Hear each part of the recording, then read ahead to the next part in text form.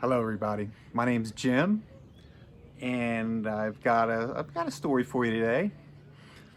I did what Colleen and I call a study this week. It's where we write some questions, we spread recorders around our homes, ask questions, pause to give the invisible people time to answer, and then ask again, ask another question. Just a few minutes, 3 minutes, 4 minutes tops. And I did one this week. I'm getting ready to leave Panama to head back to Pennsylvania for the summer. And it's always fun to do a study just before I leave. Uh, we know the answers. Colleen and I have been doing this for so many years that we pretty much know what they're going to say. But uh, we always get a surprise. And this past week we did get a couple of surprises. So so I set it up. Most of the questions were about travel, about who's traveling with me back to Pennsylvania, who's staying, and we don't always get answers. They don't always answer our questions. Some answers we're not allowed to know as humans. Any answer that would disrupt our lives as humans would be bad. So they're not allowed to give them to us. They get in a lot of trouble. They slip. I started off the study, I was asking about these black shadows I've been seeing in the house for some time, a month or so. And at night, or in the evenings, 2 foot, 3 foot off the floor, zipping around. It's a big open space, living room, kitchen area. It's a big wide open space, and yeah, they're zipping around there. They're like the size of a soda can. So a couple weeks ago I asked and was told by an invisible person in this house that I was letting them in. Well, is that physically? Is that metaphorically? I do leave my bedroom doors open all night. No screens, no nothing. Up here in the mountains, there's not too much in the way of bugs. So I just leave the doors open because it just keeps the bedroom chilly. So I wasn't sure from that answer. So I asked again, and I repeated what they told me. I asked, how am I letting them in? Well, the only decent reply to all that is a man says, we gave them all a name. The Black Shadows? Well, that makes them pretty benign if they get to be named, I would imagine. Okay, on to the who's heading back with me. Normally when I ask this, it's pretty much everybody in years past. This year's different. Who's heading back with me to Pennsylvania? A man in the bedroom, not me. A man in the spare room, we stay here, Jim. And a woman right next to him, she's captured on the same recorder. She says, I will go with Jimmy. Nice, I get some company. And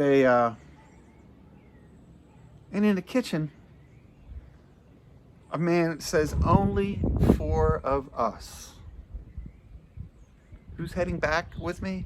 The guy says, only 4 of us. And a man next to him says, only 4 can really go. I'm not buying it. My next question, who's staying in Panama? It's nice to leave somebody here in the house just to keep an eye on the place for me. It's empty when I'm not here. In the bedroom, a man says, we're looking for someone. And a guy speaks right up, you looking for me? I don't know. And at the steps, a man says, I'm staying here. So we have a lot of people staying in this house. During the food video, we had people coming to Panama without me even being here. I don't know what's going on down here. Just more comfortable? I don't know.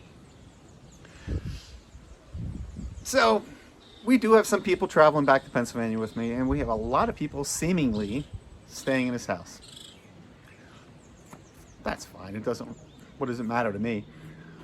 But everywhere we go, we have people go with us. Our family goes with us. It could be the most mundane trip to the grocery store, gas station, to the neighbor's house to borrow some sugar. It doesn't matter.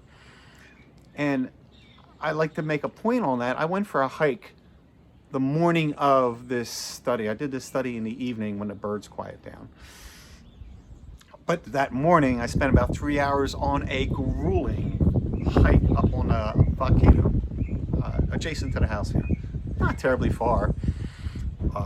It was a bit of a drive, but a good bit higher than this in elevation, which makes it always a little harder to breathe. And it was my first hike of the season. I'm a little out of shape. We parked at the top of a property of 42 acres.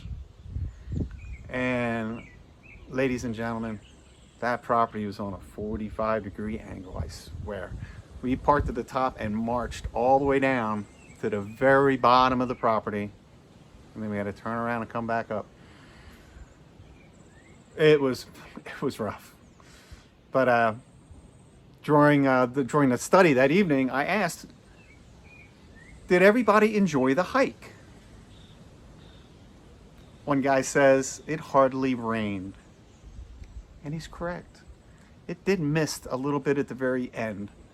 But considering it's a rainforest, it's pretty good.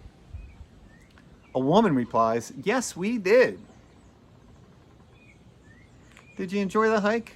A man says, both my aunts said no. Why is he speaking for his aunts? I don't know. Another fella says, yes, we did too. And in the kitchen, a woman says, Jim is a lazy little thing. Now, it wasn't me, because I climbed all the way down that mountain and all the way back up again. It's got to be our father. They say some pretty disparaging things about him in the afterlife. Quite frankly, ladies and gentlemen, he was a knucklehead when he was alive, and he's still a knucklehead. That's the way it goes. Apparently, he got out of the truck, took one look at that steep grade that we were all going to climb down and have to go all the way back up again, and decided to stay in the truck. There you have it. My day's experience. The next video is going to be Colleen talking about reincarnation. Check it out. It'll be fun. Subscribe. Send a link to your mother and have her subscribe. Please. It's important. Need the help. Thank you very much. See you soon.